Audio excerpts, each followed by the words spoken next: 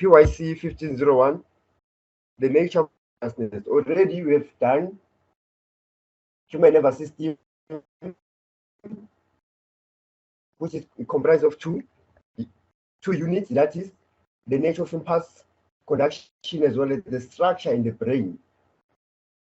We also did sensation and perception. So today we are doing the state of consciousness, the nature of consciousness, the state of consciousness. Like as I always mention, for you to understand this chapter, you must make sure that you understand the first one, that is nervous condition, followed by sensation and perception, as well today state of consciousness. So you can't understand the state of consciousness if you skip the first two chapters, state of consciousness. So as always, let me include you in the discussion. What your understanding of the term consciousness? What is your understanding of the term consciousness, state of consciousness? It is important that as aspiring psychologists, social work, that you know the term before you even open the book. Make sure that you get used to defining these terms. So before we continue, what's your understanding of the term consciousness? So I'm saying consciousness, it's a state of you being aware and being able to respond in whatever that is happening around you. Yes, that's my input. Oh, thanks very much. You can lower your hand. That's a good one. Yes, consciousness is a state of being aware as well as responding. That's an important part. It's a state of being aware and responding.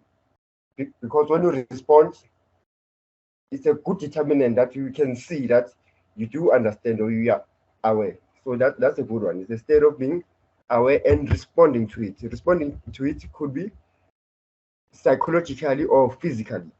That's a good one. Thanks very much, Phil. Sarah says, conscience is physical, conscious is psychological. I think that's the way. So someone in the group by the name of Sarah say, conscience is physical, as well as conscious is psychological. I will elaborate on this. Okay. Here's the definition. The nature of consciousness. To be conscious means to be aware. That's a good one. To be consciousness means to be aware. You are conscious, to be aware. A state of clear and organized alertness. As Phil mentioned. Firstly, you need to be aware of something. A state of clear and organized alertness, meaning the ability to respond to what you are aware of. The state of consciousness change when people are tired, under hypnosis, experiencing the effects of trance. So the state of consciousness only changes when people are tired, if you are under hypnosis, or they experience the effect of drugs. Lastly, consciousness can be determined through the level of arousal, whether from high, low level of arousal, e.g., they're giving us an example now. They say head injury, unconscious leads to low alertness or awareness. Emotional intensity means high level of arousal. So let's start afresh. Consciousness, awareness. To be conscious means to be aware. Let's make an example here. As long as you are alive, meaning your state of consciousness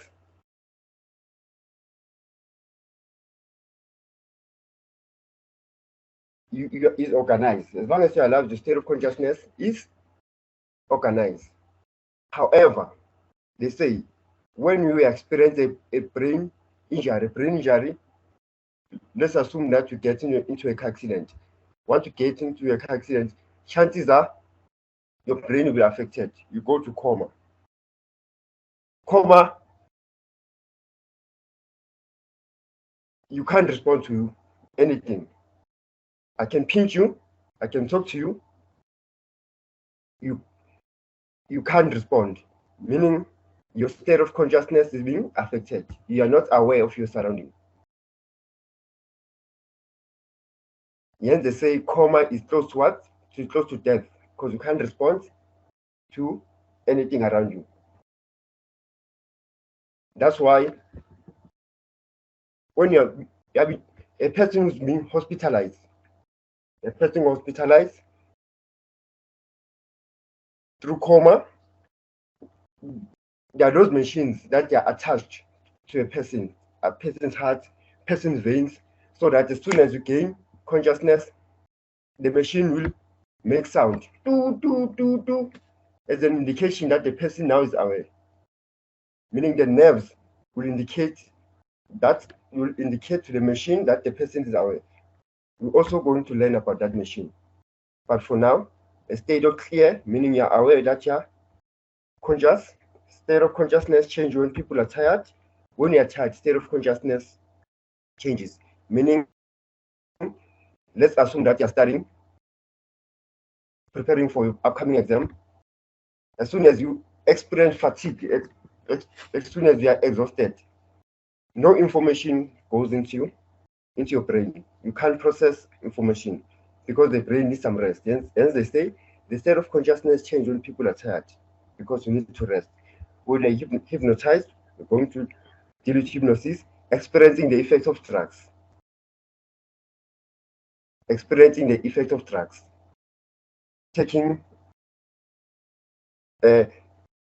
Taking drugs changes your state of consciousness, your state of being aware. You will wake up in the morning and say, I don't remember what I did last night.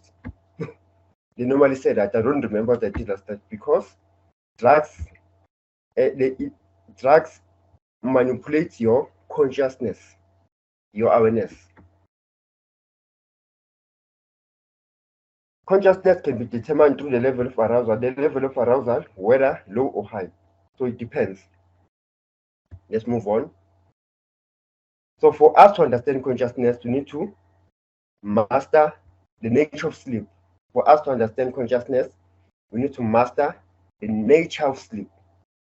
They say sleep is not a lack of consciousness. So what I'm going through here is similar to your notes, the notes that have been posted by your lecturer on my UNISA. This is just a summary to make things much easier for you. They say the nature of sleep. You can't discuss consciousness without touching on sleep. He then to mention coma, because coma is another level of sleeping. Sleep is not a lack of consciousness. When they say sleep is not a lack of consciousness, then what it is? If sleep is not a lack of consciousness, then what is sleep? They say the brain actively maintains sleep through the physiological measurement of brain activity. The brain actively maintains sleep through the physiological measurement of brain activity,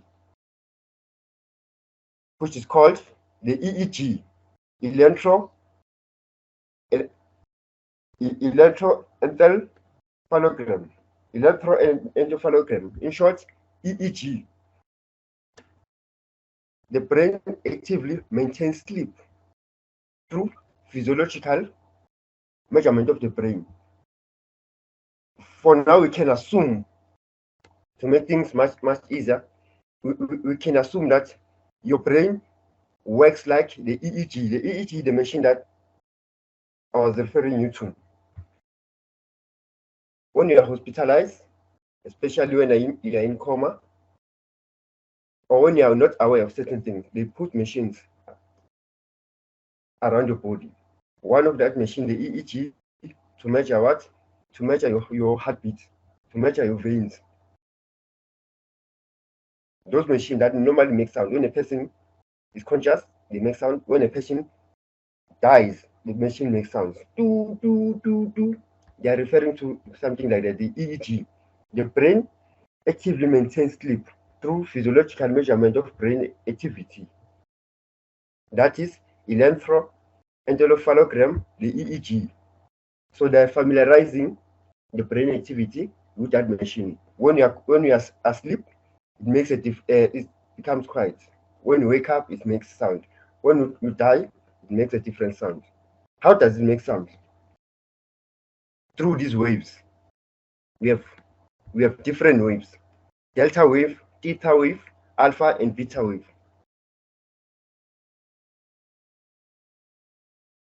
Sure, you are familiar with this wave. The machines that I'm talking about, you'll see the waves, then it makes sounds. Let's start with the first one, delta wave. They say delta wave, which have high amplitude. Delta wave, which is this one, which has high amplitude and a frequency of 0.5 to 3 hertz. This is delta wave. They say high amplitude and a frequency of 0.5. Then your theta wave. Theta waves, they say, which have a slightly low and irregular amplitude and a frequency of 4 to 8 hertz. Alpha wave, which has a medium amplitude and a frequency of 8 to 12 hertz. Beta wave, which has a low amplitude. We'll have to open, in order to understand this much clear, we'll open your notes, the units that the lecture sent you, then we break it down, because this is just a summary. We'll open your notes now to explain this. But before that, let's look at this. How does it relate to sleep? How does this wave relate to sleep? Yes, you can go through the theta wave, these 4 waves. However, there's no need to go through them without understanding its application through the brain. They say the EEG, which is this one, the EEG provides some indication of arousal level during wakefulness and sleep. The EEG provides some indication of arousal during wakefulness and sleep. This EEG determines what? Whether the person is awake or whether the person is sleeping. The EEG determines whether the person is asleep or awake. Then they say they are mostly alpha waves when the person are awake and relaxed, particularly when your eyes are closed. So this is alpha wave. They say they are mostly alpha waves. These are alpha waves when the person is awake or relaxed. Same applies to that machine. When you are awake and relaxed, hospital bed, this machine will show this wave, this type of wave. They are most alpha waves when the person is awake and relaxed, particularly if they have their eyes closed. So we can't see this on the naked eye because they use this machine. So the machines gives us an indication, or the doctors that no, the person is fine because of this wave. But as soon as the people pay attention to things happening around them, as soon as people pay attention to things happening around them, then beta wave replaces the alpha wave. Beta wave replaces the alpha wave. As people become drowsy and fall asleep, they are more delta wave. As people become drowsy and more asleep, these are they experience what? Delta waves. Yeah, so there are different types of sleep characterized by different waves. However, for us to understand this, let's go through your notes to make things much simpler. Learning objective, state of consciousness according to your notes. Learning objective. This learning unit will help you to understand the nature of consciousness, understand the nature of consciousness, what you have been discussing, understand the nature, the stages and the functions of sleep, gain knowledge of different types of sleep disorder, define hypothesis, understand the types of psychoactive drugs. Introduction. Let me try to. Introduction, they say.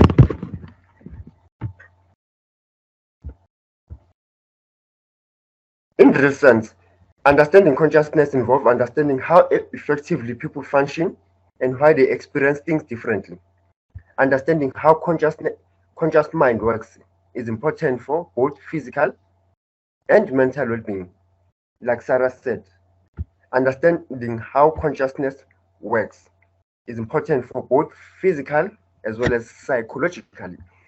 State of consciousness range between wakefulness and sleep. How to determine consciousness between wakefulness and sleep. They can also be altered by the use of drugs, as we mentioned. What can affect your consciousness is either brain damage, coma, as well as drug intake. By drug intake, they're not referring only to illegal drugs. They're referring to even taking too much bile plus can alter your consciousness. Medication that you prescribe medication from the doctor can make you feel drowsy, can alter your state of consciousness. It's not only illegal drugs. This unit discusses the state of consciousness and its related concepts. The different stages of sleep will be identified, the sleep disorders. Okay, let's pass this because we have been discussing it. Then define consciousness according to your textbook, to your study unit. Define consciousness. They say the word conscious is derived from the Latin conscientia, which means to know. Therefore, consciousness refers to our mental awareness of sensation and perception. You see this? Our last chapter was sensation and perception. Then they say here, therefore, consciousness refers to our mental awareness of sensation and perception. What determines consciousness? What determines that you are aware of something is sensation. Without your senses, we cannot determine if you are aware or not. For instance, I touch you right now. You receive my touch through what? Through senses, sensation. You are aware because of the senses. Without senses, we cannot determine whether you are aware or not. Yes. Therefore, consciousness refers to our mental awareness of sensation and perception. Once you receive that connection, you receive that someone is calling you through sensation, perception, you interpret. Yes, a person who's living, a person who's hospitalized, what happens first? As soon as you are in coma, hospitalized in a coma, as soon as you receive, you are out of consciousness. You are out of consciousness through what? Through sensation and perception. Let's assume that the patient opens their eyes. Once they open their eyes, confusion starts tripping. Where I am, what happened? Through what? Through sensation. Perhaps you're hearing voices around, the medical staff. Through sensation, then perception, you try to interpret what happened. Why am I here?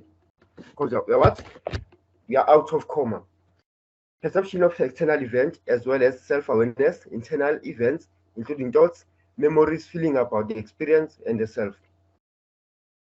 William James coined the term stream of consciousness to capture the moving, seemingly unbroken flow of conscious awareness.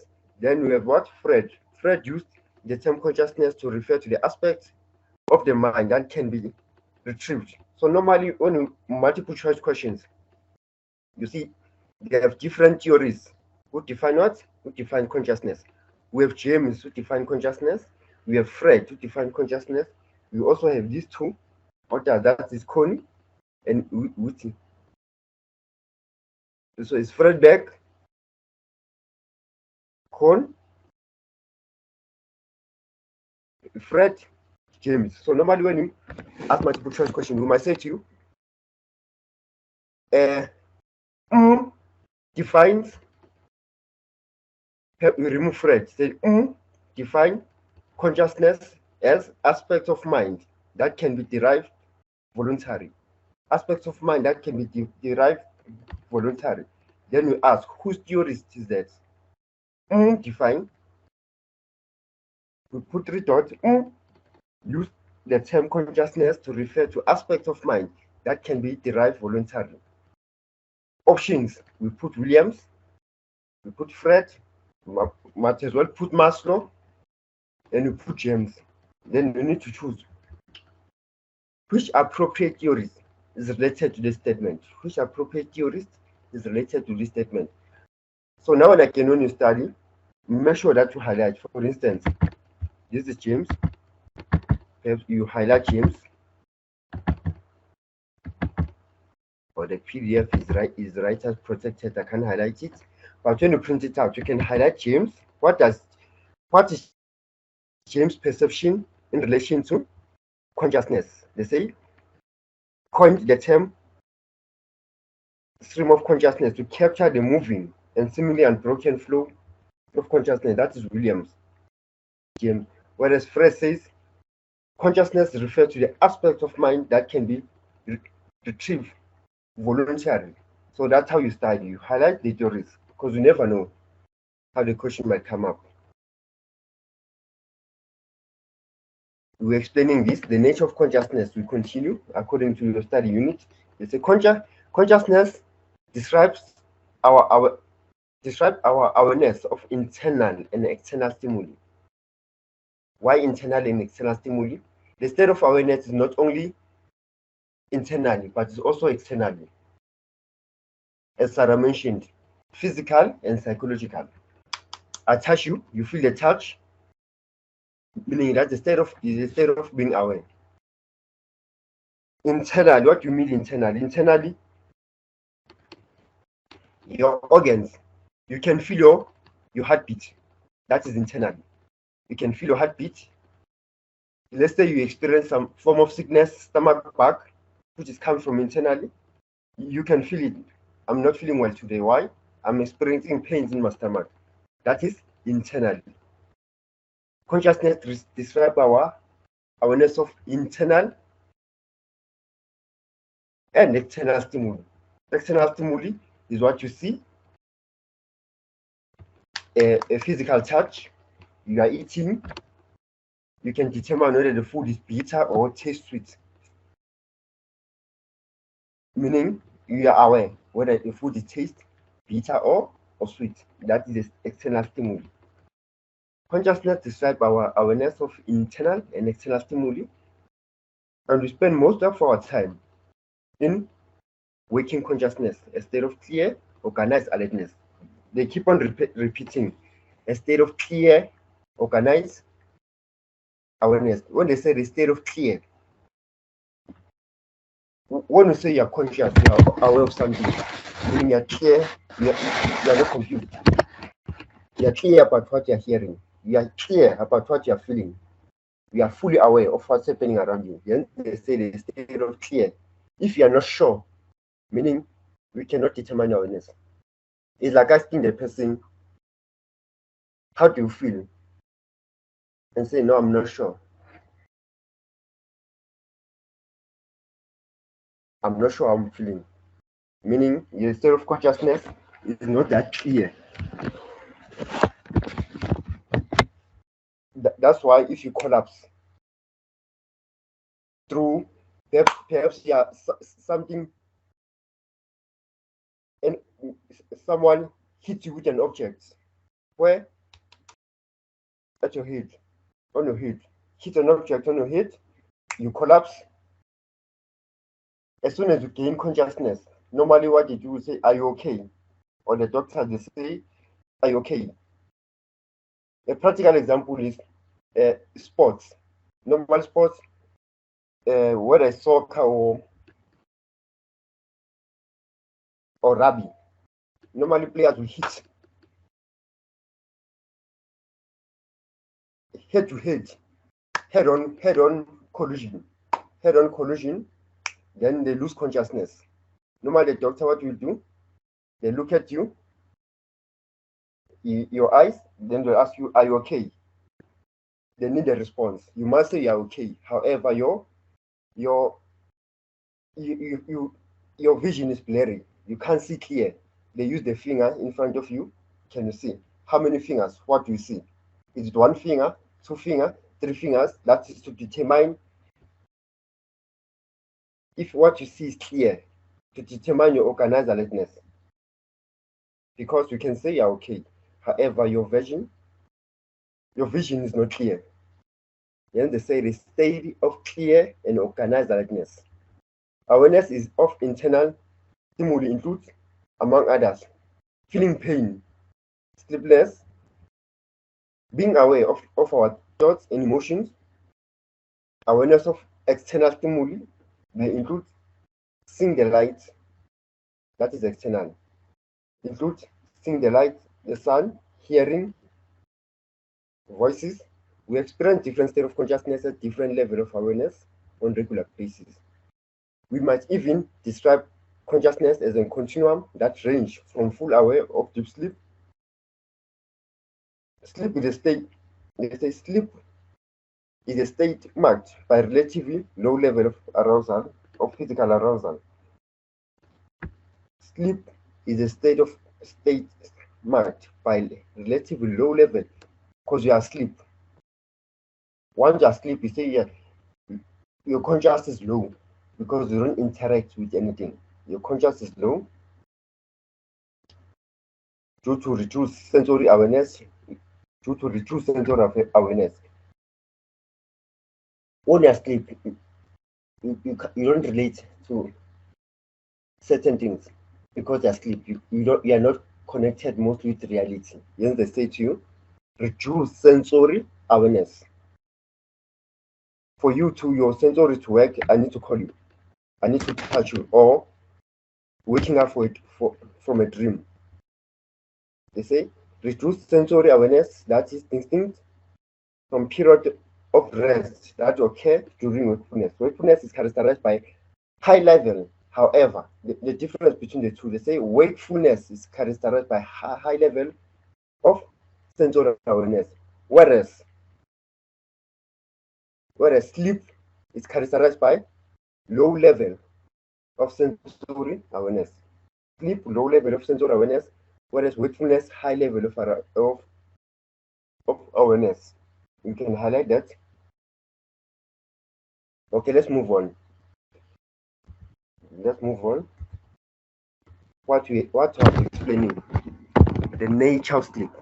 The EEG, sleep. Sleep is distinguished by low level of physical activity and reduced sensory awareness. You see, sleep is distinguished by low level because you are not connected to reality.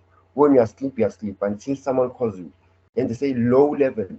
When you are asleep, you are at your low level of physical activity and reduced sensory awareness. Seagal maintained that sleep involves the interplay of biological regulation in the body, which include fluctuation, heart rate, blood pressure, body temperature, and so on. Sleep is also characterized by a certain pattern of brain activity that can be observed using the EEG. But before, let's explain this. Seagal mentioned that sleep involves interplay of biological regulations. Let's go back to coma. For doctors to determine whether the person is alive, they use certain machines. A person who's in coma is more like the person is asleep. How do you determine whether the person is feeling pain? The person is going to wake up, as the duration, whether the person, how does the medication is treating the person? When is the person is going to wake up? How do the doctor determine the person is in coma? Because normally when a person is in coma, they'll give you feedback, even though the person does not respond, does not see, does not hear anything, still they'll give you a response that, okay, in 2 weeks, he or she will be awake. They say that he's taking the medication quite well. How do they determine that? They determine that through heart rate. The machine, the EEG, determine what? Your heart rate. They can also determine your blood pressure. Yes, they can say whether the person is well or not. Your body temperature. That's what the Seagal is explaining. Say, Seagal Segal maintained that sleep involves interplay of biological regulation. So your biological regulation is what is inside your organs, heart rate, blood pressure, your lung, because you're breathing. That's how they determine that the person's alive. However, you're in coma. So those are biological regulation in the body, which include heart rate, blood pressure, body temperature, and so on. Then they say sleep is also characterized. Sleep is also characterized by a certain pattern of brainwave activity. The brainwave activities are determined by electrophonogram. When people are awake or alert, the EEG reveals the pattern of small, fast wave. This is what we're explaining now. The waves. How do we see waves? How can you relate waves with sleep and wakefulness? How can you relate waves with sleep and wakefulness? They say when people are awake or alert, the EEG reveals what? The pattern of small, fast brainwaves, which are called beta. Okay, I was saying, when you're writing a note, beta wave is related to what? Awake and alert. You write beta wave up inside a bracket, awake and alert. That's how they relate. Then they contain brain waves are electrical impulse in the brain. You can't see them through your naked eye. You can't see them through your naked eye. You need what? Microscope or alpha waves. Immediately before you sleep, you experience what? Alpha waves. What happens on alpha wave? That also occurs when people are relaxed or allow their thoughts to drift away. You are relaxed. Let's assume that you are relaxing on your couch. You experience this drowsiness, that need for sleep, immediate before you sleep, that drowsiness, that need to sleep. That is what they say alpha waves, whereby you are relaxed and allow the thoughts to drift away. Then they say the alpha waves are eventually replaced by what? Theta waves. The alpha waves are automatically replaced by theta wave. Then the largest, slowest theta wave appears. It's the answer made notes for you. It's a bit tricky to understand the answer. I'm not sure that I need to make notes for you to understand. So let's go back. Just go back to the main slide. So this is a summary of what I was discussing.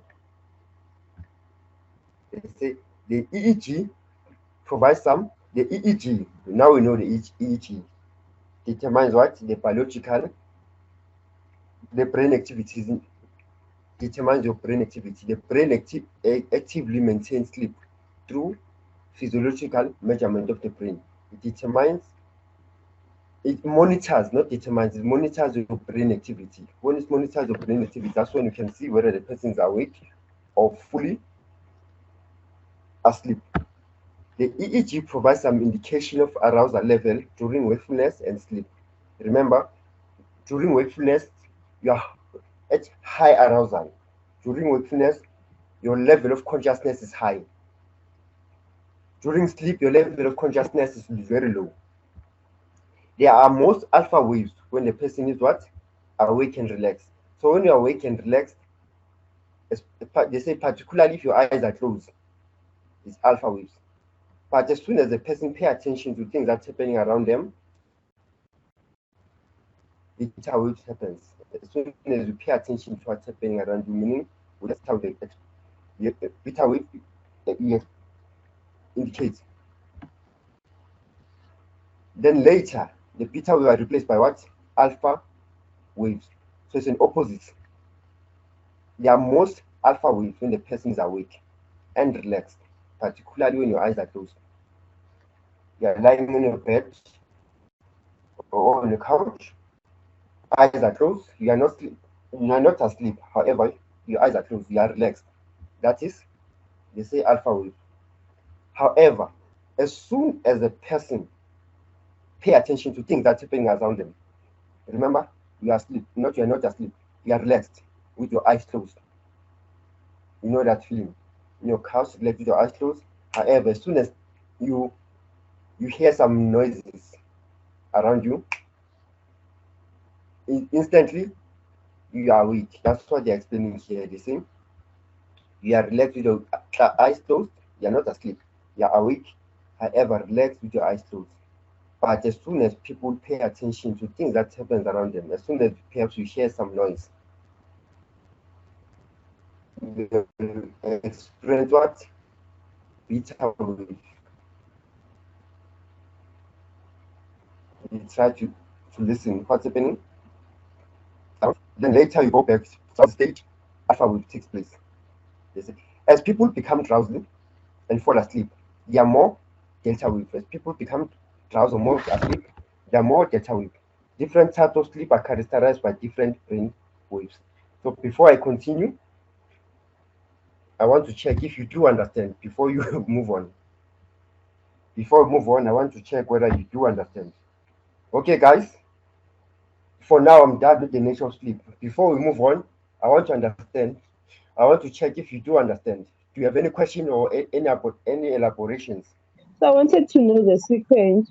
When you said delta, you mean someone is still conscious and all of those things. Can you please repeat them for me? Sorry. Okay, if I understand you correctly, you say if I could explain delta, theta, beta, explain them differently, break them down differently. Delta, theta, alpha, and beta in simple terms, if I understand it correctly. Okay, we have what? 4 waves. That is uh, beta, theta, alpha, and delta wave. Let's use this to break them down. Let's start with, they say when people are awake in asleep, they are, which waves would experience beta waves. So the beta waves are related to what? The wakefulness and alert. That's a beta wave. I said to you, please highlight that. When you see beta wave is related to what? When a person is awake and alert. Then let's move on. Let's check another wave. Another wave that we talk about is alpha waves. So what happens under alpha wave? Alpha wave is, they say, immediately before sleep. Immediately before sleep. As soon as you hear immediately before sleep, you think of what? Drowsy. Before you sleep, you get drowsy. That easy feeling, that nice feeling before you sleep. Meaning you are awake, however, you're feeling drowsy. Hence they say to you, you are relaxed with your eyes closed. That nice feeling, you are relaxing in your couch or in your car, on your bed. There's a need to sleep, however, you are not asleep with your eyes closed. That's relaxing, more like you're meditating. That is alpha wave. They say immediately before sleep, the pattern shifts to larger or slower wave. That is alpha. Mostly when you're relaxed. That occurs when people are relaxed. Just a difference. Beta wave, you are aware and alert, meaning it's a full consciousness. Nothing is happening. It's like now, while we are attending a class, meaning the wave that is working is beta wave because you are aware and alert. Then later, perhaps you start you become tired, you become exhausted. They say immediately before sleep. Immediately before sleep, what happens is your mind, you are drowsy. However, they don't use drowsy, they use we are relaxed. This happens when people are relaxed and allow their thoughts to drift away. That is alpha, when you are relaxed. So you can highlight alpha is whereby you are relaxed with your eyes, however, closed. Then we move on to theta wave. The question is, what happened to theta wave? Theta wave, they say, the alpha wave eventually replaces replaced by even slower. Remember, here they said immediately before sleep, the pattern shift to larger and slower wave. To larger and slower wave. What is that larger and slower wave? Is alpha. Is larger and slower wave because you are relaxed. Then the alpha was eventually replaced by even slower. You see, they say larger and slower wave. However, they say alpha waves are eventually replaced by even slower. It's more slower now and larger theta waves. They said larger and slower. The theta is even slower, is even slower and larger. I'm not sure if you see the difference. Alpha wave, they say larger and slower. Then it will be replaced by even slower, meaning slowest. Even slower and larger, that is theta wave. Under alpha, the person is relaxed. Immediately before sleep, the person is about to sleep under alpha. It's replaced by what? The theta. The theta is more than what alpha experiences. Theta wave is more than what alpha experiences. And they say even slower and larger wave. That whereby a person is drowsy, feeling drowsy, closer to sleep. That's theta wave. Drowsy, closer to sleep. Then the largest and slowest delta wave appear in the deepest form of sleep. You see, it's stages. It starts from beta wave. Beta wave, we are aware. Like now, we are attending a class. We are aware and alert. Second stage, second wave is what? Alpha wave. They say immediately before sleep, when your mind is a bit relaxed. Your mind is a bit relaxed. However, as time passes, you experience what? Theta wave. Theta wave is a level of drowsiness. Level of drowsiness, the intense need to sleep. Then suddenly delta wave, boom, deepest form of sleep. That's how I can explain them. Figile, am I making sense now? Just open your mic. Am I making sense now? Anyone? Yes, thank you. Oh, pleasure. Okay, thanks. Let's continue. I think I've explained to the best of my ability. Let's continue. We are done with the nature of consciousness. Now the nature of sleep. Elaborating on the nature of sleep. What I'm discussing you'll find in your notes. It's just this. I use different versions to make sure that you understand. 1.1, it says, we have S sleep and restful sleep. Wave patterns are synchronized. This S stands for synchronized. S sleep, restful sleep. Wave patterns are synchronized, high amplitude and low frequency. So these are the phases of sleep, or you can say the stages of sleep. Phase 1, they say, a state of drowsy and light sleep. When you are about to sleep, what you experience first? You experience what? Drowsiness. And light sleep. You experience drowsiness, light sleep. Then phase 2. Phase 2, you experience what? Deep sleep. Follows immediately 10 minutes later. Follows immediately 10 minutes later.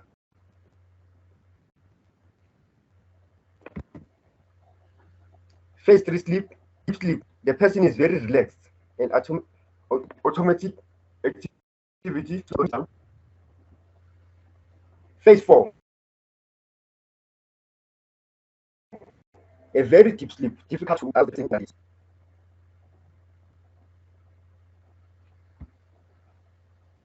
Let me start afresh. 1, a state of drowsiness and light sleep. We call it drowsiness, light sleep. Phase 2, deep sleep, follows immediately 10 minutes later.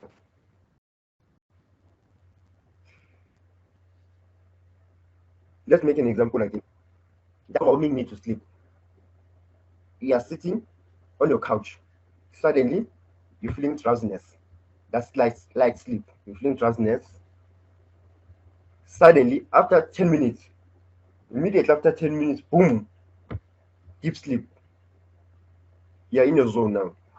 Then later they say phase 3. Phase 3 is deep sleep. The person is very relaxed and autonomic activity slow.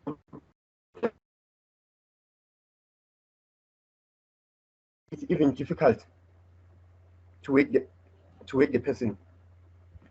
Here you can call the person instantly. He or she pays attention. Deep sleep after 10 minutes.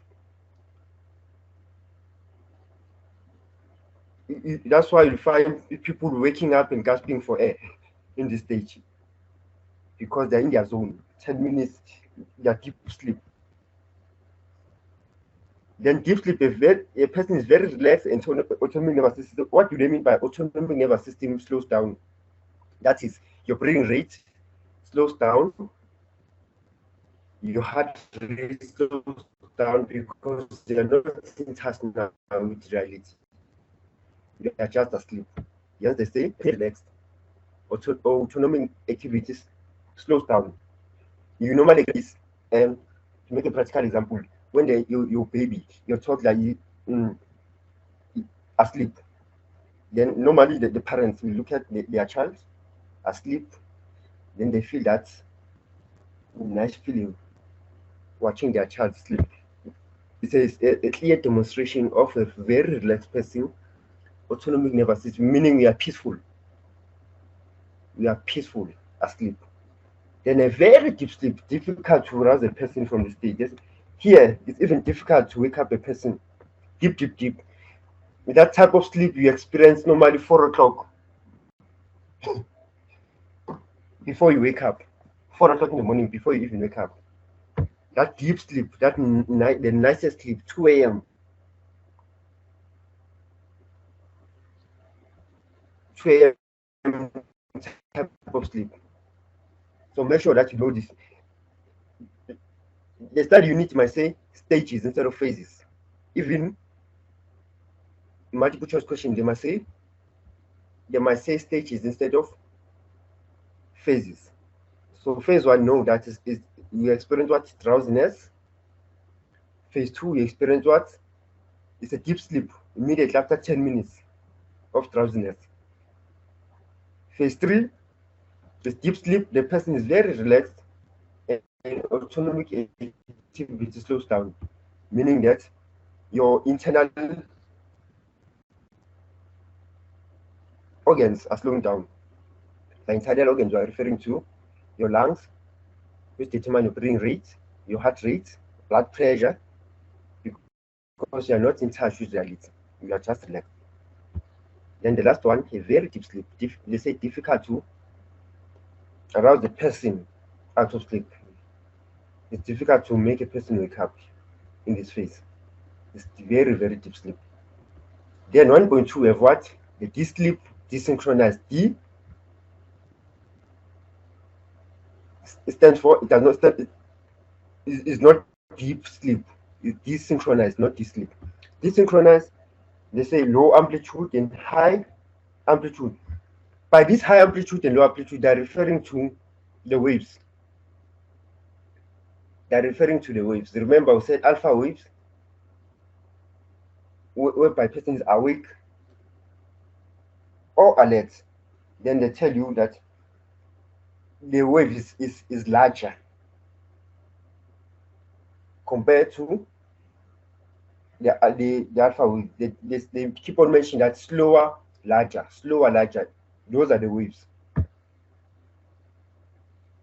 So to synchronize, they say high amplitude, however, low frequency. That referring to the thickness of the wave. This sleep, they say low amplitude and high frequency.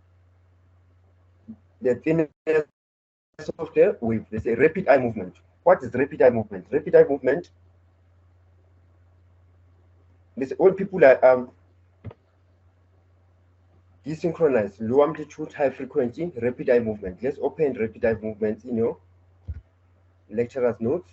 Rapid eye movement. What do you mean by rapid eye movement? 6.4.1 in your notes, they say sleep is not a form, sleep is not a uniform state of being. Sleep is not a uniform state of being. Instead, sleep is made up of different stages that can be distinguished from each other by patterns of brainwave activity during each sleep. They say these brainwaves activity have different frequencies and amplitudes. Typically, sleep begins with a non-rapid eye movement. Typical sleep begins with a non-rapid eye movement. I will explain what is rapid eye movement soon. About 90% of the time, non-rapid eye movement is dream-free. Is deepest early at night. Dreamless. Dreamless, slow wave of non-rapid eye movement. Sleep increases after physical extension and may help us to recover from the body fatigue. Non-rapid eye movement also seems to calm the brain during early part of night sleep. As eyes close, breathing becomes slow and regular. The pulse rate slows down, the body temperature drops. Soon after, it descends into slow wave sleep from 4 distinct stages. So these are the 4 stages. The one that I was explaining. But before we do that, let's go back here. What do they mean by this rapid eye movement? It doesn't make sense for now. What do they mean by this rapid eye movement? So we have rapid eye movement and non-rapid eye movement. So we have REM, the rapid eye movement. Here we have non-rapid eye movement. What do they mean? So according to this EEG, the one that determines the brain activity, according to this EEG, it says, actually according to the psychologists, they say when a person is asleep, particularly when you're in your dreaming phase, when you're dreaming, they say your eyes moves. When you're dreamlike state, your eyes move. Remember, when you're dreaming, you are in touch with something that is happening in your mind. You can see, you can feel what's happening in your dreams. So psychology says when the person is in a dreaming phase, even your eyes move because you are aware of what's happening in your dream. When you're aware of what's happening in your dream, your eyes move. When something, let's assume that you are dreaming driving a car. You are driving a car.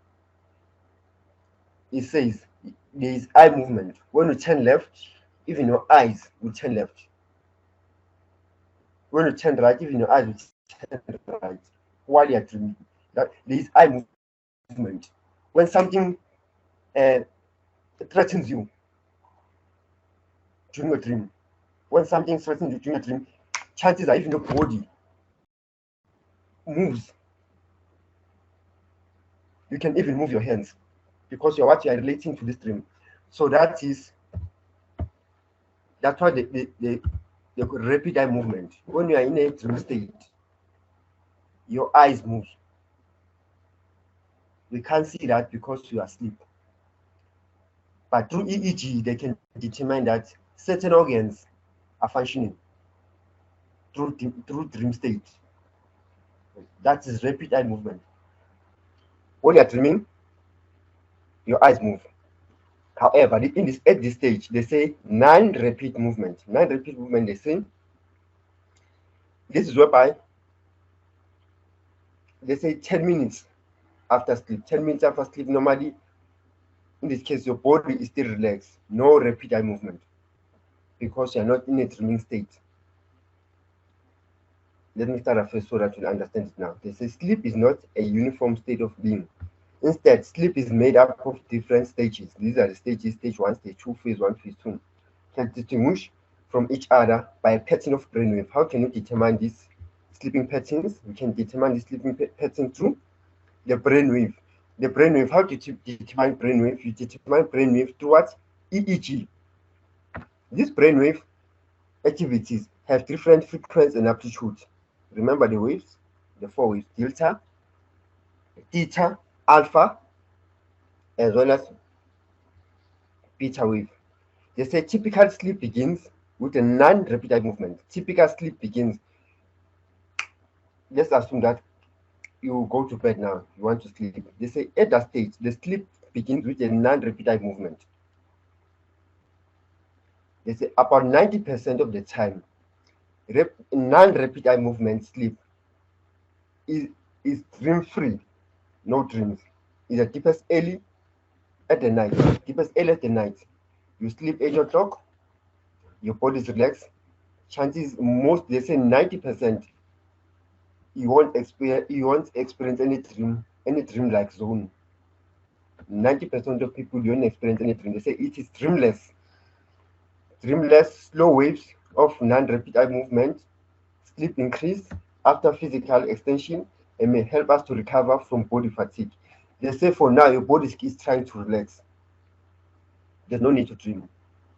Your body is trying to relax. Your body is, you are working the whole day. As soon as you sleep, in that 10 minutes, 20 minutes, 1 hour, your body is trying to relax. Chances are you won't experience any dreams. They say non-rapid eye movement also seems to calm the brain during the early parts of night sleep. As eyes close, brain rate becomes slow and regularly. The pulse rate slows down, the body temperature drops. Soon after, we descend into slow wave sleep through 4 of the stages. So multiple choice question. How? Just know that during non-rapid eye movement is whereby you go to is whereby is the early signs of sleep, not early signs, early stage of sleep. That is non-rapid eye movement. It's early stages of sleep. Then they say a deepest early night is early stages of sleep. That is non-rapid eye movement. It's dreamless. Most people they don't dream in this phase because the body is tired. The body is experiencing what? Fatigue. The body is trying to relax. So there's non-rapid eye movement, no dreaming in this phase. That is non-rapid eye movement. Then they introduce what? These phases. The phase that I've discussed. They say we have step 1, we have stage 1, stage 2, stage 3, stage 4 of sleep. We did discuss them. We can just check them to see how similar are they. Stage 1. Stage 1, in my notes I said drowsiness. When you're experiencing drowsiness before you are asleep, they say the early part of the stage produce is related to what is related to alpha waves. Remember alpha waves whereby you are awake and alert. The early part of the stage produces alpha waves which are relatively low frequency and alert. Frequency is low in your mind. They say low frequency and high amplitude pattern of electrical wave have become synchronized. And remember, synchronized, desynchronized. As an individual continues through sleep, as an individual continues through stage 1 sleep, there's an increase of theta wave. Theta waves are even slower but high amplitude than alpha waves. So they are explaining what I think, that from alpha wave, from beta wave, a person is high alert. You are high alert at that stage. They say no, I mean alpha. They say stage 1 sleep. The early part of this stage produces alpha wave. You are awake, you are clear, your mind is synchronized. But for you to understand this, if you're getting confused with alpha waves as well as the frequency, you just focus on this part. They say, as a person enters light sleep, the heart rate slows down even more, breathing becomes more irregularly. The body muscles relax. This may trigger the reflex muscles called hypercheck. At this stage, people awake from sleep may even deny that they are even sleeping. You find the person sleeping on the couch. They say, "You are sleeping." You say, "No, I'm not sleeping," because he or she is in touch with what's happening around them. You might close your eyes, however, not asleep. You are just relaxed. At times, we call it power nap. A power nap. A sleep before sleep. Power nap. We are not deep sleep. You are aware of what's happening around you. However, your eyes are closed just to relax. So you can go through them. Stage 1 of sleep. Stage 2 is a similar what I've discussed, just that is more detailed. Stage 3, stage 4. Then let's go to rapid eye movement. Due to time, let's just go to rapid eye movement. We are discussing non-rapid eye movement. Now we are discussing rapid eye movement.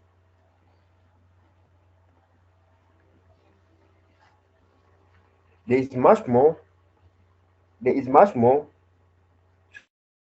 to a night's sleep than simply falling into a deep sleep. Early in life, rapid eye movement sleep may stimulate the developing brain. Newborn babies have a lot of new experiences to process, so they spend about 8 to 9 hours a day in rapid eye movement sleep. Let's repeat this. Early in life, rapid eye movement, REM. Early in life, rapid eye movement may stimulate the developing brain, particularly newborn babies. Newborn babies have a lot of new experiences to process. Lots of new experiences to process. So they spend about 8 to 9 hours a day in rapid eye movement. How can we see this? Normally, babies, when they sleep, you'll find them smiling, mooning, playing their feet, playing their hands. They say, why are they doing that? It's because these experiences are new.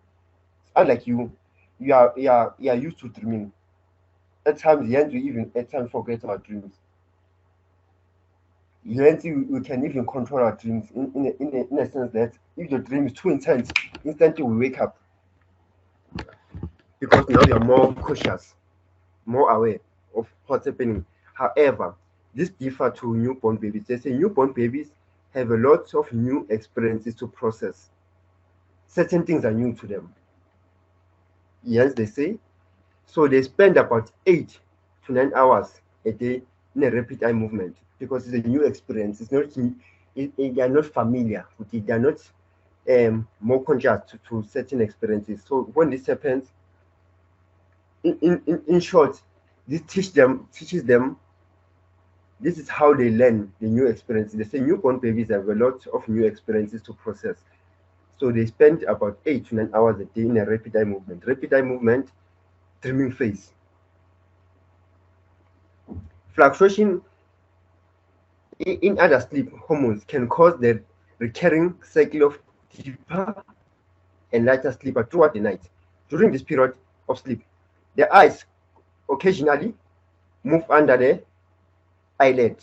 Eyelid is a cover. It covers, protects why? It protects the eye. The eyelid is your eyes. When you blink, you open them, close them. When you blink, those are the eyelids. The garage door that protects our eyeballs. The garage door that opens our eyeballs.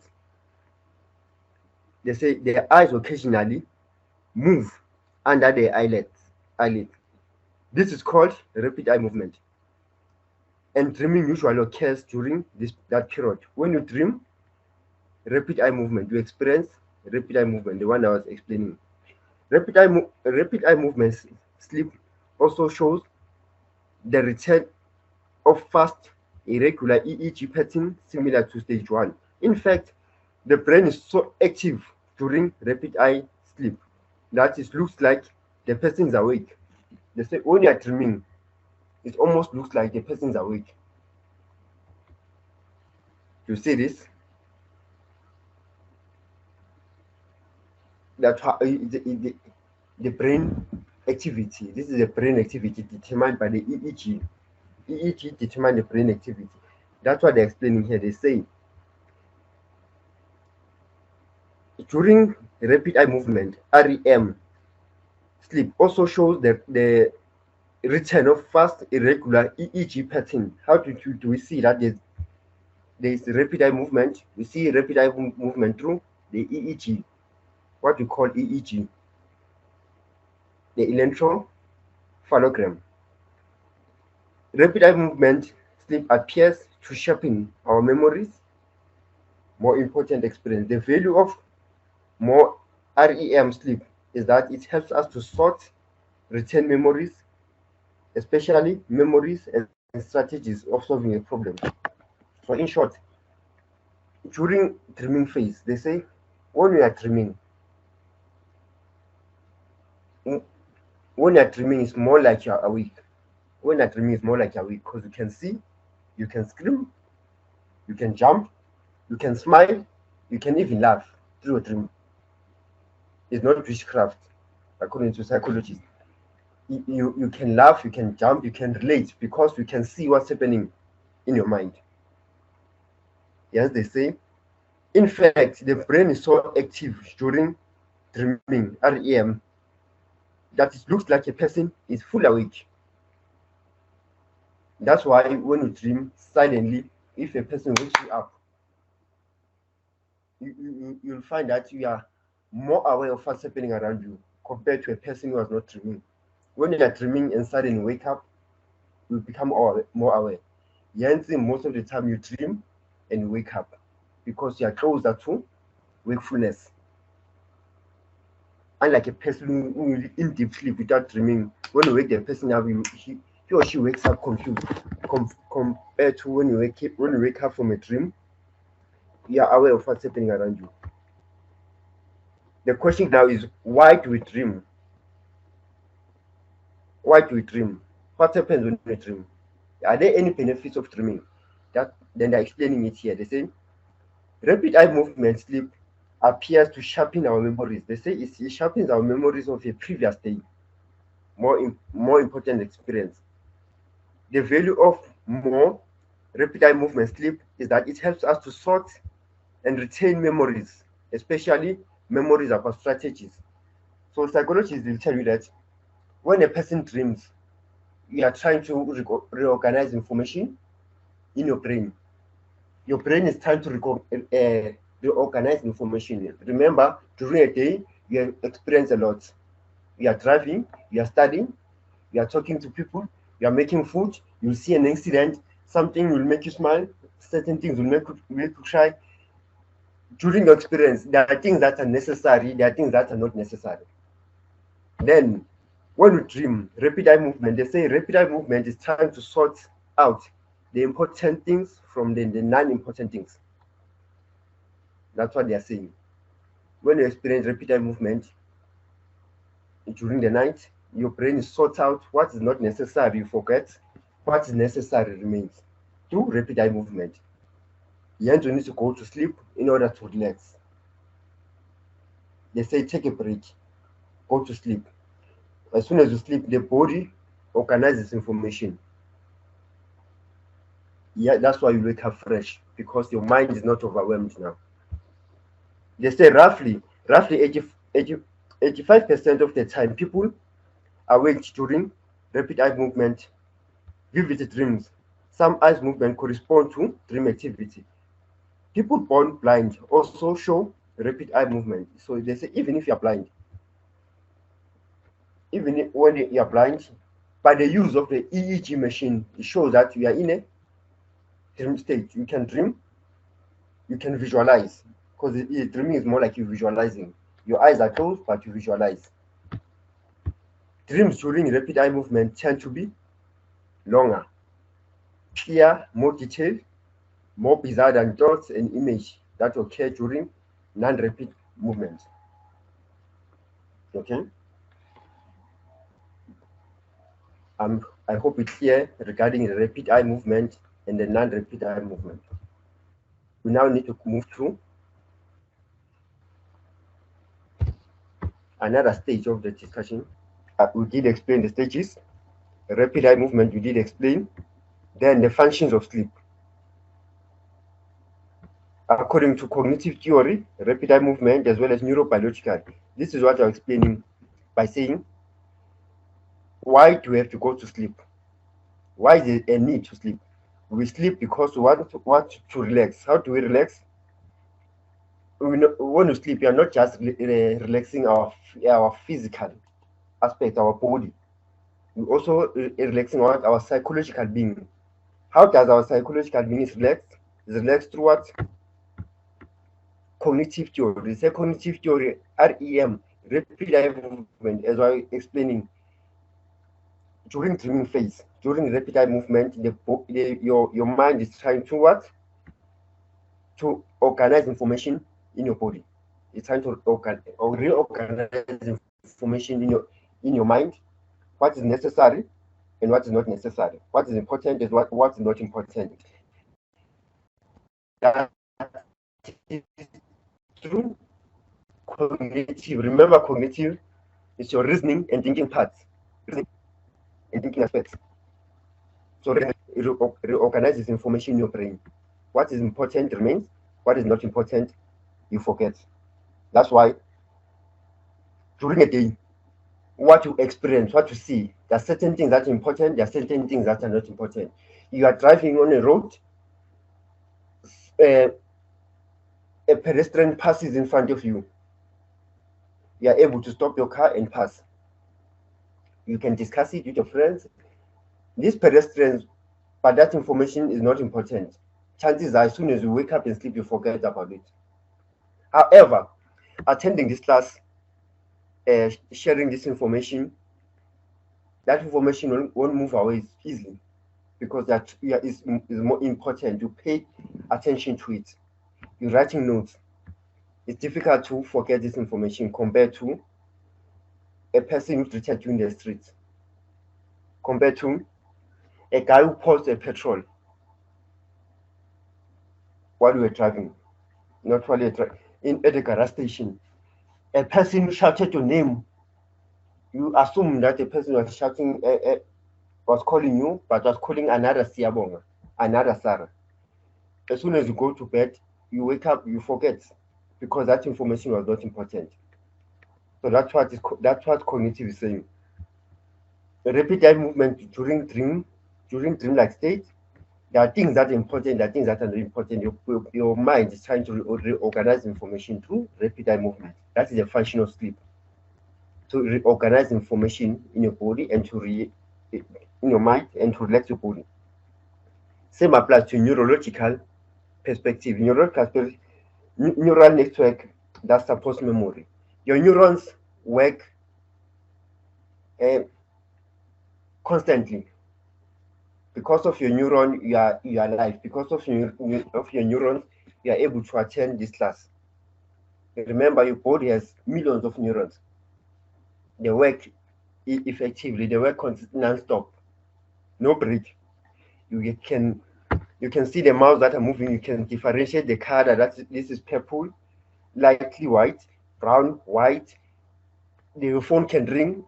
You can hear the door knock. There's a need to go to the toilet. So your body works over time through the neurons. Then, yes, there's a need to sleep. As soon as you go to bed, also your neurons, they need to relax. There's a neural network that supports memory. Your neurons network, because they work over time. Not just your brain needs to take a break, not just your body needs to take a break. Also, your neurons need to take a break. So when you are asleep, also your neuron relaxes because they work effectively, efficiently. They work overnight. Then You have what is a sleep, the sleep disorder. Sleep disorder, we have insomnia, narcolepsy, catalepsy, and sleep apnea.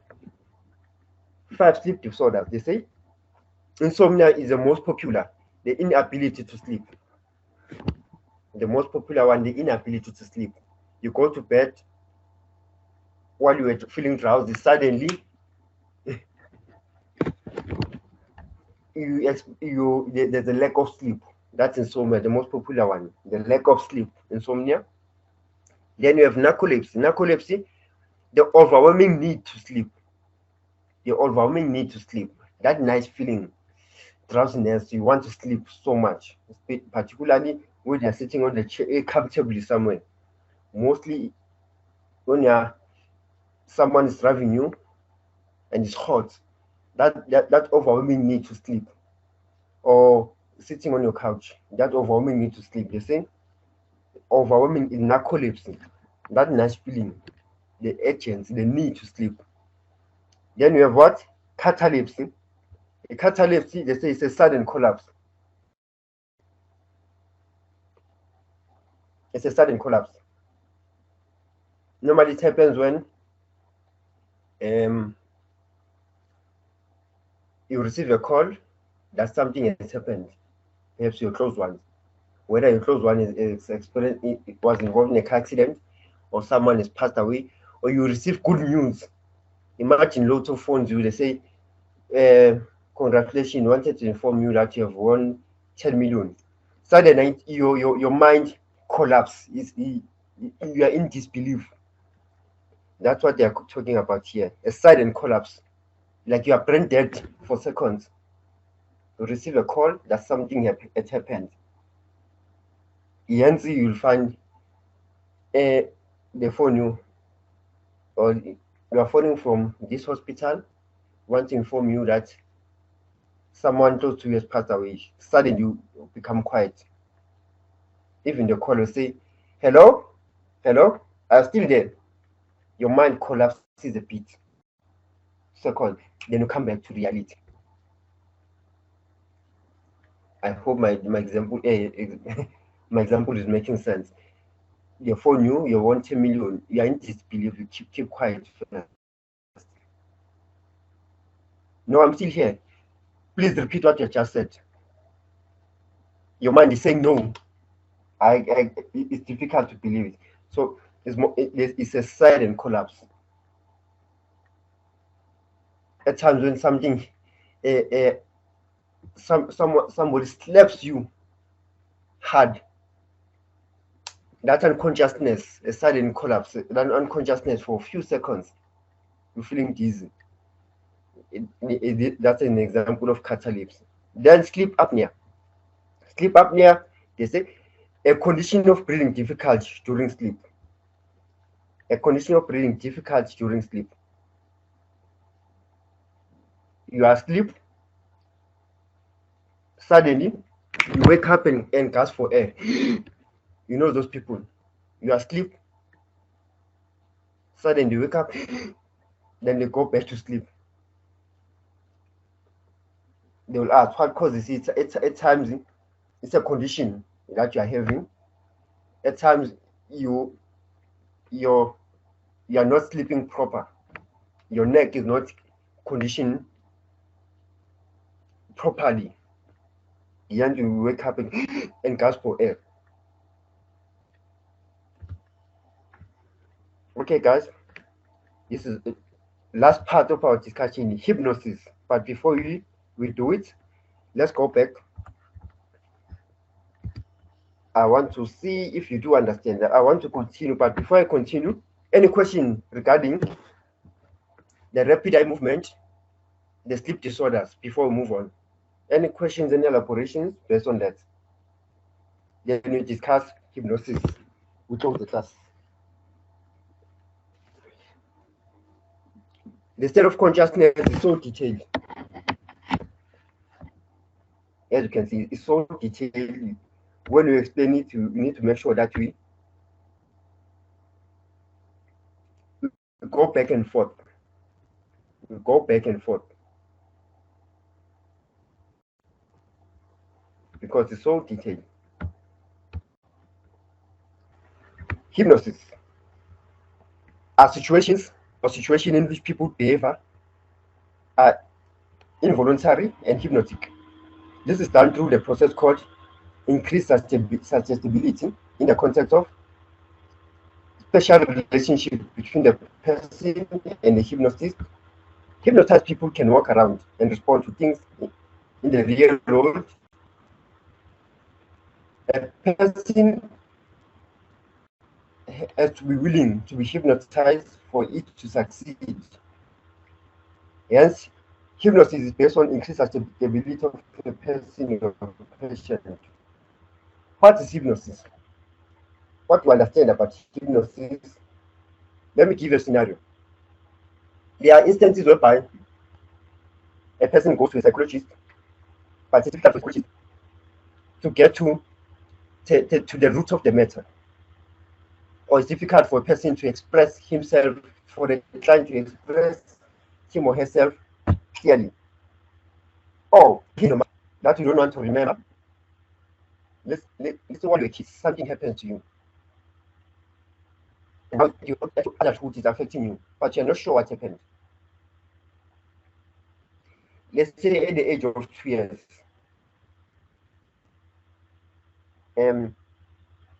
someone was sexually molested, sexually abused.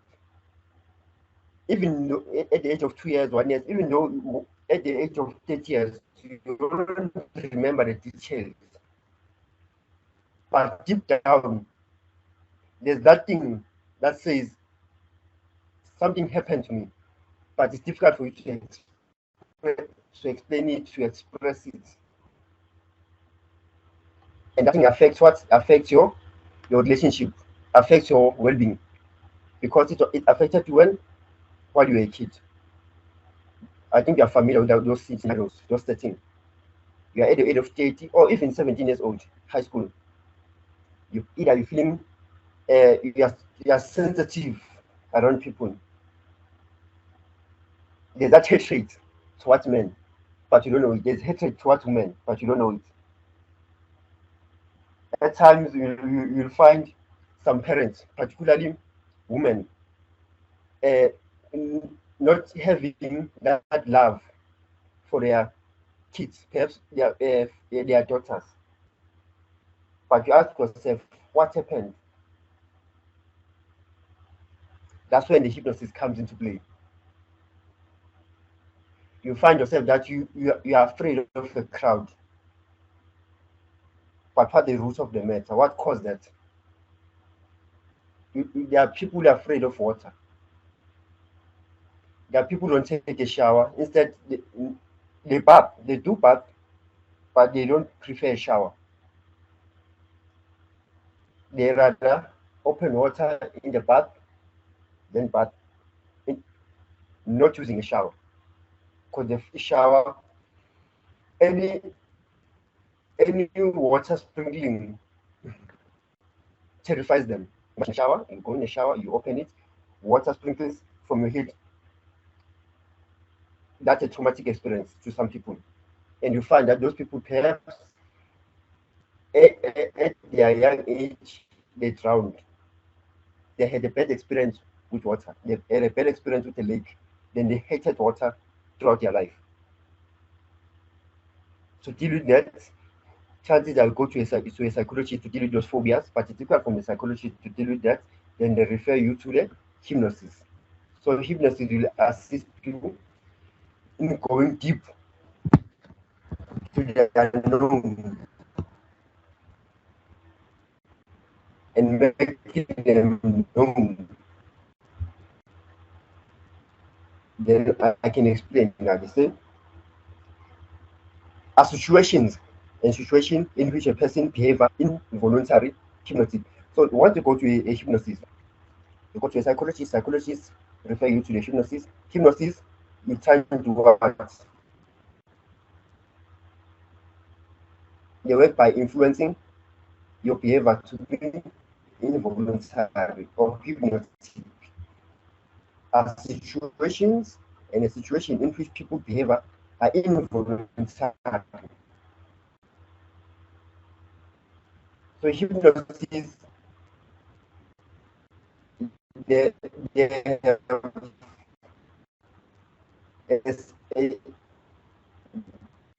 have experts in assisting the person to go back to the root cause of psychological damage. They can through yes, in which people's behavior are involuntary in order to suggest what might happen in your mind, what causes you to be so sensitive around people, what causes you to be forced. How do they do that? This is done through the process called increased ability, the context of the special relationship between you as a patient or client and a hypnotist. So there's a hypnotist, you as a client. We are afraid of what? Increased ability, meaning yes, the hypnotist will assist you to go back to the root cause through increased susceptibility. What do they mean by increased susceptibility? Normally, you see this in movies. They'll give you questions and say, imagine that you're in a crowd of 100 people and you have to deliver a speech. How do you handle it? It's a question for now. You turn to a psychologist. You're afraid of standing in front of the crowd. You are in crowded places, threaten you, frustrate you. By increased ability, meaning the hypnosis will suggest things to you, will suggest things to you that you need to do in relation to the crowd. The question might be, imagine that you're in a crowd of 100 people and you're about to deliver a speech. How do you handle it? How do you manage it? Then you need to act out. You need to say. You need to deliberate act. That's what they say this is done through the process called increased susceptibility. So as hypnosis suggests things to you to see how you manage them in that situation. They hypnotize you to behave differently. They take you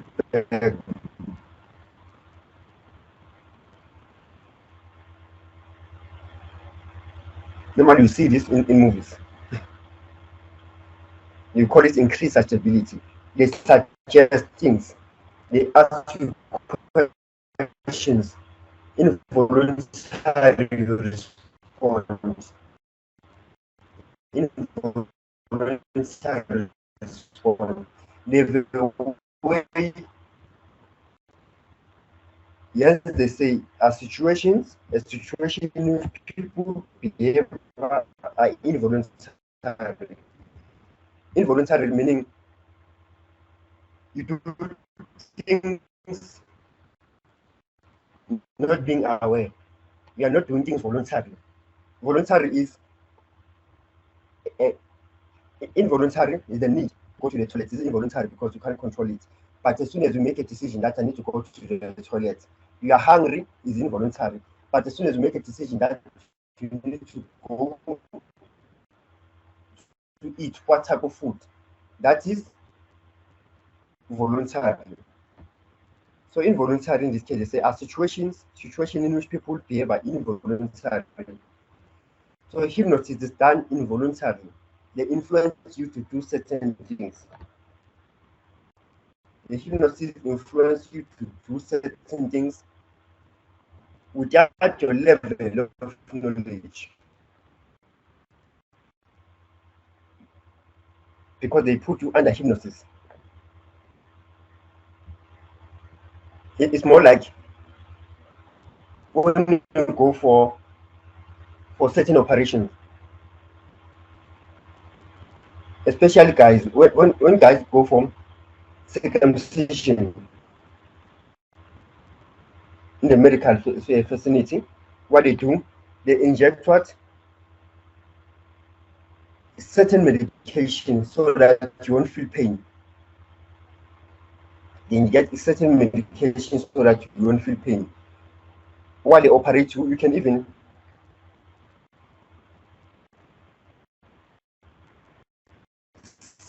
see the operation, however, you don't feel pain.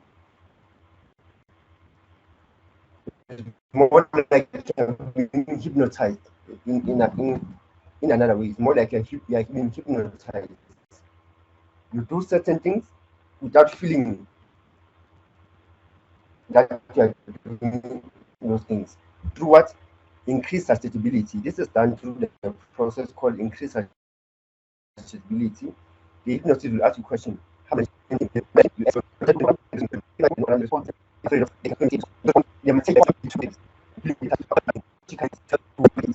psychologically you need to be willing. You call them willing. They'll tell you the steps. The psychologist sent you because you're experiencing 1, 2, 3. Are you willing to undergo doing a hypnosis? Hypnosis will do this. So you need to be willing. They put you in a zone that you will relate. You even cry while experiencing this. However, through increased suggestibility by the hypnosis, in short, influencing you to taking you back in what challenged you. They're taking the unknown to unknown.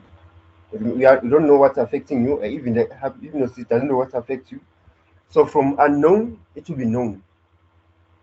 Even if it doesn't have to be an exact scenario, but they put you in a situation so that you behave differently when you are in a reality. Hence, hypnosis is based on increased susceptibility. A person or patient is, in a sense, that they have to be willing to be participants. So in that increased susceptibility, we are afraid of water. They can take you into different places. Ocean, the sprinkling water, how you relate, and how you manage when they influence you to deal with those things.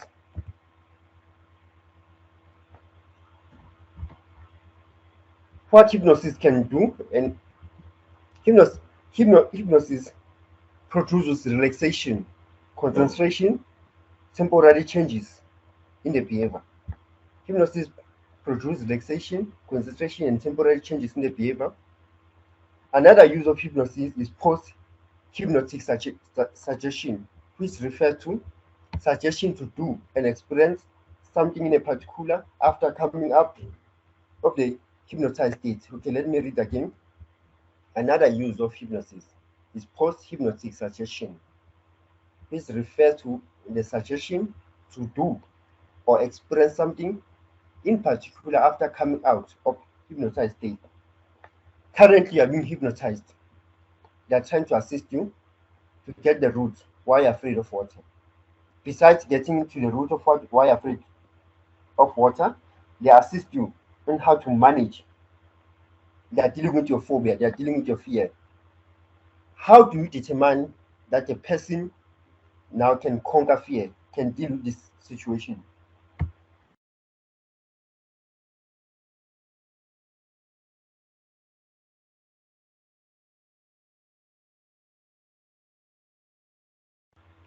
After, once you come out of being hypnotized, now they put you in a real situation.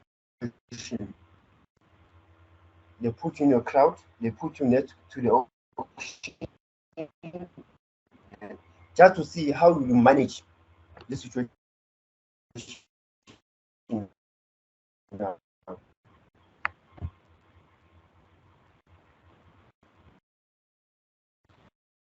that's how they determine in a real situation, similar situation, to determine if you can how can you manage it differently.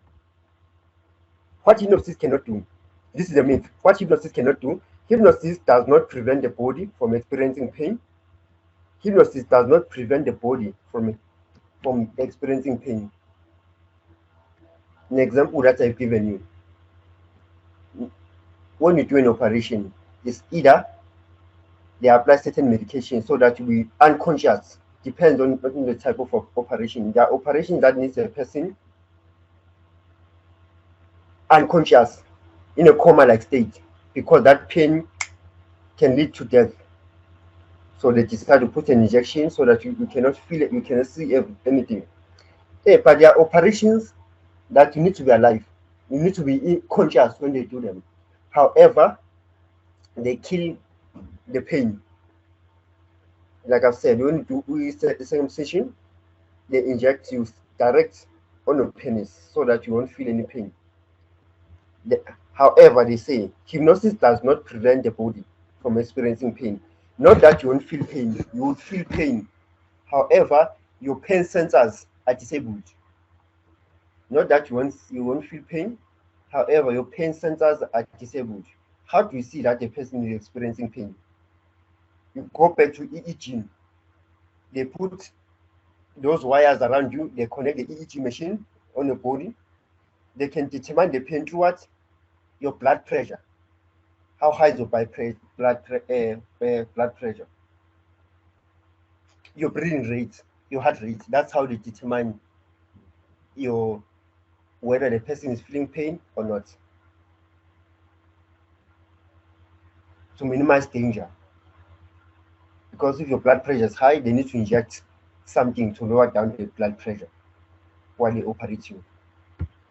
So in short, hypnosis does not prevent the body from experiencing pain. Instead, it disables the pain sensors. It disables the pain sensors so that they can see how does your body react. The blood movement. Hypnosis cannot make you stronger. That's a myth. Hypnosis cannot improve your memory. Instead, it improves how you can deal with the situation. It cannot improve your memory. Instead, it deals with how can you manage the situation that is affecting you. Is hypnosis an altered state of consciousness? Then now they're asking, is hypnosis an alternative of your state of consciousness? Hypnosis is a special state of consciousness characterized by a great increase of suggestibility. For us to make sure that you are really being hypnotized is working, you need to be put in a state of being increased suggestibility. Increased suggestibility, like I've said, the influence questions that the hypnotist will ask you, things that the hypnotist will tell you to do unconsciously in order to see that there is a change. Therefore, hypnosis is not an altered state of consciousness. You're doing it while there is consciousness. However, you are not experiencing there is consciousness. However, you remember, say, through the willingness, you need to be willing to be done hypnosis. For hypnosis to work, you need to be willing. Then they say you are conscious because you are willing to do it. It's not done by force. We are willing to do it. Then lastly, we spoke about the effect of drugs. What is it that, remember, when we started the discussion, we said, what can affect your consciousness? We said sleep. Being tired can affect your consciousness. You need to sleep. We mentioned that if you experience any damage on your head, that can affect your sleep. We also mentioned that certain drugs can affect your sleep. So these are the drugs we are talking about. They are drugs called stimulants. Stimulant increase alertness, body energy, activity, produce pleasure feeling. For example, amphetamine, cocaine, and caffeine. Caffeine is the most typical example. When you feel tired, you feel that you take caffeine, coffee, or you take bioplus. They are stimulants. They stimulate your behavior. Yeah, they call them stimulants. They stimulate your behavior. They boost energy. They are stimulants. They make you to function effectively. They make you to be on high alert. Then they're depressant. Depressant, the word from depression. The depressant. Depressant decrease arousal level. For example, alcohol, tranquilizer, narcotic, and optic drugs. For instance, alcohol, they make you relax. Meaning they depress certain neurons in your body. A tranquilizer, the one they use on animals to slow when the vet wants to operate the animals, they use tranquilizer. Either they shoot that elephant, then the elephant will get drowsy and become asleep, meaning they're depressing the neurons, they're depressing the senses, depressant. We have hallucinogen. Hallucinogen are drugs that bring about distorted sensory experience. People who take hallucinogen have intense sensory experiences, can enter a dreamlike state. Like those who take marijuana, X-days, LSD, they in a dreamland-like state. It's comforting. They experience nice feeling. Yeah, dreamlike states. Marijuana, some they hallucinate. Why why are they using this drug to explain? Because they alter your consciousness. They change the way of your moods. They change your eye alertness level. Most people take cigarettes because let's assume that you are working, you feel fatigue, then there's a need to drink, there's a need to take cigarettes, then they go for smoke, then they come back different, meaning it has changed their awareness level, their alertness level. Then there's what inhalants. Inhalants are substances that produce a sense of intoxication when they are inhaled through inhalation. By inhalation meaning through sniffing, whether with the nose or mouth, that is through cleaning fluids and paints. That's why you see cleaning companies, they make sure that their their employees have what? Protective gears. They put something on their face, on their mouth, on their nostrils to make sure that the fluid doesn't affect them. Also paint make to feel drowsy. Some they smoke glue. Then last one they say chronic drug effects. Chronic drug effects have an initial desirable effect such as excitement and relaxation. Nonetheless, the drugs wear out as they leave the brain and experiences withdrawal. So definitely the chronic effect of drugs, when you take drugs too much, the day you try to stop them, the day you intend to stop or stop them, they will affect you. There are withdrawal symptoms. When you go for rehab, there are withdrawal symptoms. So that's it for today, guys. Hope the class was fruitful. It was fruitful on my side.